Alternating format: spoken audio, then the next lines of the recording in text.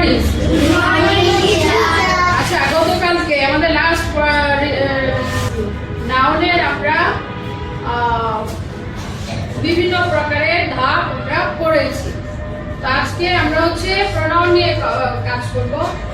Pronoun শব্দের অর্থটা কি? সর্বনাম। মানে নামের পরিবর্তে যা ব্যবহৃত হবে সেটাই সর্বনাম। ঠিক আছে?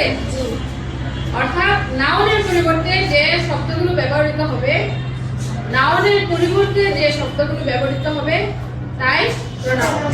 তো এখন সবার আগে এখানে কি লিখছে? নাউনের পরিবর্তে যে সব শব্দ ব্যবহৃত হয় তাদেরকেই প্রনাউন বলে। নাউনের পরিবর্তে, সবাই একটু খেয়াল করি, নাউনের পরিবর্তে যে শব্দগুলো ব্যবহৃত হয় তাদেরকে প্রনাউন বলে। তো এখন প্রনাউন আসলে আমরা চিনব কিভাবে? আমরা যদি নাউনটা সবাই বুঝতে পারি তাহলে প্রনাউন অবশ্যই আমাদের ক্লিয়ার হওয়ার কথা। ঠিক আছে? তো এখন আমরা দেখি একটা উদাহরণের সাহায্যে। Jamil is a meritorious boy. So এখানে জামিলটা কি? কারো নাম। হ্যাঁ, তাহলে আমরা জানি কারো নাম হলে সেটা নাউন, কোন জায়গার নাম হলে সেটা নাউন, কোন বস্তুর নাম হলে সেটা নাউন। আচ্ছা, তো এখন দেখি এখানে পুরো সেন্টেন্স, তিনটা সেন্টেন্স আছে। এখানে কি বলছে? Jamil is a meritorious boy. So meritorious boy কে? এই যে মেরিটোরিয়াস বয় কে? জামিল। আচ্ছা, হি ইজ এ স্টুডেন্ট। তাহলে এখানে হিটা কে? হিটা কাকে নির্দেশ করছে? জামিলকে। জামিলের পরিবর্তে বারবার জামিল জামিল লেখা এটা একটা ওয়ার্ড লাগে। ঠিক আছে? শুনতে বিরক্ত লাগে। তার জন্য এখানে বলা হচ্ছে যে হি ইজ এ স্টুডেন্ট। আমরা যদি হি জায়গায় হি না দিয়ে বলতাম Jamil is a good, Jamil is a student, তাহলে কি শুনতে ভালো লাগতো? পরেরটাতে আবার আছে Jamil reads in Chachua primary school. তাহলে এখানে হি না দিয়ে আমরা যদি জামিল দিতাম, তিনটা জামিল দিলে শুনতে ভালো লাগে? ভালো লাগে না। তো এই জামিলের কাজগুলো করছে হি শব্দটা দিয়ে। ঠিক আছে? তাহলে এখানে হিটা হচ্ছে প্রনাউন, এটা হচ্ছে প্রনাউন। এই প্রনাউনটা কাকে বিশেষায়িত করলো? কাকে নির্দেশ করলো? কাকে ইন্ডিকেট করলো? জামিলকে। তাহলে প্রনাউনটা বোঝা সহজ, তাই না? প্রনাউনটা আমাদের সবার কাছে সহজ।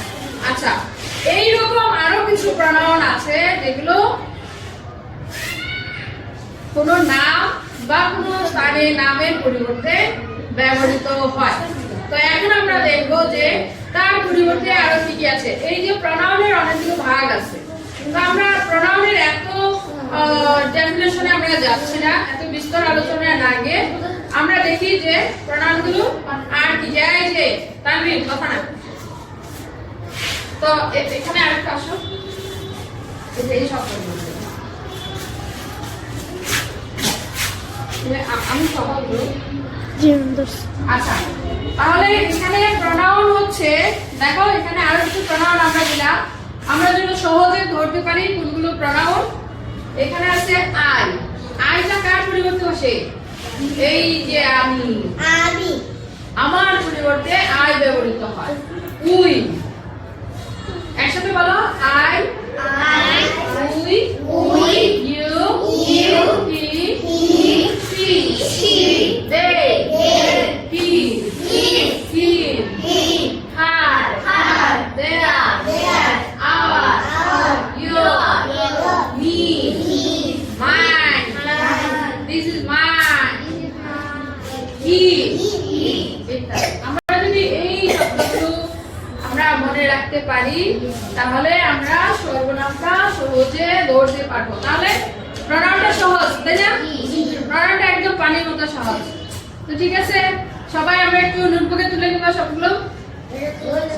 হ্যাঁ,